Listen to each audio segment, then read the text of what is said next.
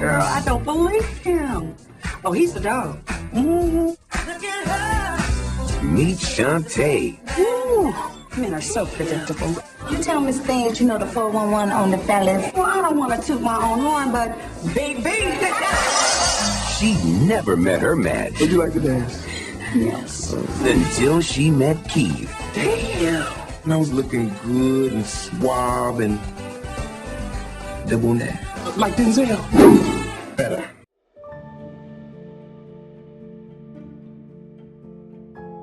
Hi everyone, I'm Daphney and I am a certified dating and relationship coach, and today I want to talk about one of my favorite movies of all times, right? And that is Two Can Play That Game with Morris Chestnut and the legendary Vivica A. Fox, honey. I love them so much. I love both of them so much. Let me just say this. So I thought, why not, right? So let's just get into it. Let's just jump into this movie review. Okay, so it starts with Shantae, who is played by the legendary Vivica A. Fox, right? What you gonna do? I'm gonna go over there and say hey. And then there is Morris Chestnut. Keith, is a character that is like in a relationship with Shantae, who's played by Vivica, and they've been going strong for, a minute now. Things are good, right? They're very, very successful, accomplished people, right? I think this kind of falls into that, ideal black man situation, right? In this case, it's also the ideal black woman, honey. Let me just say that, right? So let's just get into it. Shantae and Keith have this really good relationship. Now, one evening, Shantae and Keith were supposed to go to dinner, and Keith calls and says, "I'm working late," which to Shantae is definitely a red flag. I'm working late, right? So Shantae decides, her and her girlfriends, okay, Keith is not available, so let's just go out and have, dinner and drinks anyway. So they go to her favorite place, right? Now Keith knows this is her favorite place, but so the girls go to her favorite place, and then all of a sudden, I think it was Wendy Raquel Robinson's character who said, Shantae, isn't that Keith over there on the dance floor? Ooh, what you gonna do? And Keith is on the dance floor dancing with this other woman, right? Just having a good old time. And so Vivica, starts to like panic a little bit, right? So she goes to the bathroom, she's talking to herself, trying to get herself together, honey. No good son of a bitch. And then she goes out and she's like, hey, like she barely knew him, knowing that they're in this relationship together. And he's like caught off guard, starting to freak out because he don't know what to do. And he don't know what she's going to do, how Shantae's going to act, right, at this particular time. So Shantae's cool. She does what she does. And then she goes back to her girls. And Keith, all of a sudden decides that he and this woman just need to leave. Get our stuff so we can go. We haven't even eaten yet. Food's really not that good, trust me. So that's how all this stuff starts. And then from there, Shantae was like, because she's typically the person who gives the dating advice, the relationship advice in her girl group, right? But now she's like, it's me that's in the spotlight. What do I do? So she decides to implement this 10-day rule, right? Now, y'all know this is not going anywhere good, this 10-day rule. So basically, she decides that she's gonna make Keith, pay, she's going to punish him, for going out with someone else or for being out with someone else. Urban war, maintain military silence. Shantae, baby's Keith. Give me a call, okay? You have 11 messages. That's what I'm talking about. So she starts, it starts kind of mild, right? Just not returning his calls. Now, then it starts with, then she decides at dinner to break up with him, and then it just spirals downhill from there, basically. So let me just say, because this movie, is like, it's one of those movies where it's like, it could have been avoided in real life, right? if they would have just had a conversation and Shantae would have talked to Keith and said, Keith, I was really upset about that. I was disappointed. It really hurt my feelings. But instead of doing that, she thought that she needed to punish Keith so that he would act right, so that she could control, the outcome of how this relationship was going to go, right?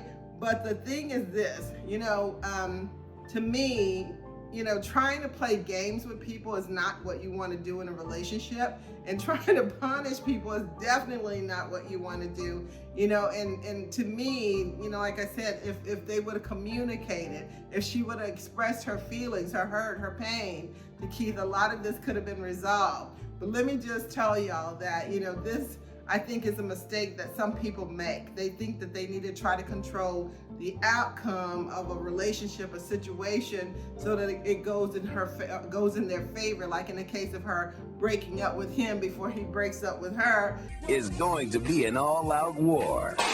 That's just nonsense. Let me just tell y'all, I talk about this all the time, that we have got to be okay with expressing our emotions, telling people how we feel, and being good, effective, open communicators, right? And a lot of this stuff could have been avoided. But let me get into something really quickly that, when I went back to look at the movie again, right? When I went back to watch the movie again, it kind of frustrated me. And that was this whole body shaming thing, Connie, who is played by Gabrielle Union. She was like, like this hot, executive, very, very sexual and sensual and attractive. And y'all know she's just as cute and beautiful as all get out, right? So, them in the movie calling her a hoe. No, he's my man. If he's your man, he's certainly not acting like it. Well, perhaps he would be if he didn't have a little hooch like you running behind him all the time. Really, bothered me a little bit, right? It's kind of like we're body shaming. Like she's sleeping her way to the top, right? And we want to like call that out. And that was done several times in the movie. And then, the other thing that really concerned me about this movie is the sexual, objectifying of Gabrielle Union's character too, talking about her body and, and how she moved and smart.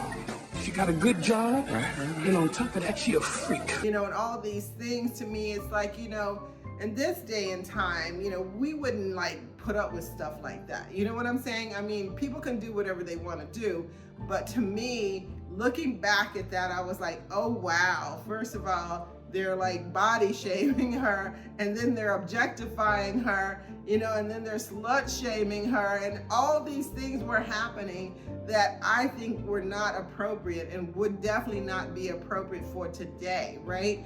And it really kind of like made me look at the movie differently from how I viewed it in the past, just thinking about, why is this woman calling this other woman a hoe, right?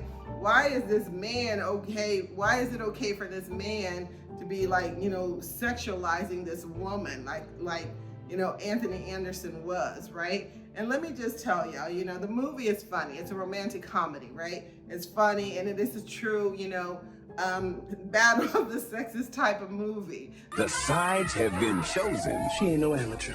Yeah, well, neither am I. and the battle of the sexes is going to be an all-out war. You know what I don't understand? No, I love you, girl. How a man can have a mouthful of gold teeth and be broke as hell. Real just loaded. The other thing I just want to make another point about is that, it was interesting to me how Vivica's character didn't inform her friends about what was going on, because she didn't want all their advice. She didn't want them in their business. But these men, honey, Anthony was giving, Morris's character all kinds of bad advice. Pretty soon, women are just gonna be pulling these hand trips on us, and you know what's gonna happen? We gonna be the ones changing the diapers. They gonna be sitting on our couch, watching football on our Sunday, dog. That's what's gonna happen. This is much bigger than you, man. Bigger than me? It's way bigger than you. And y'all know I talk about that all the time, by not taking advice from your friends, family, co-workers, whomever, right? And that happened quite a bit, which really stirred the pot and got this whole movie going, and that was kind of what the theme of the movie was, this battle of the sexes, right?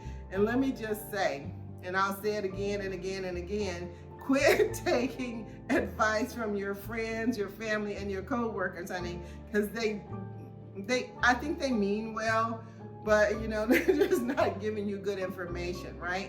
So let me just go ahead and make my points. The first point is that communication, open, honest communication, you know, expressing your feelings is so important in a relationship, right? And then the other point is we're not trying to punish anybody. We're not trying to, like, you know, control the outcome. And if you're in a relationship with someone like that, honey, you need to run. Let me tell you, you need to go the other way, because that's not what a relationship is about, right?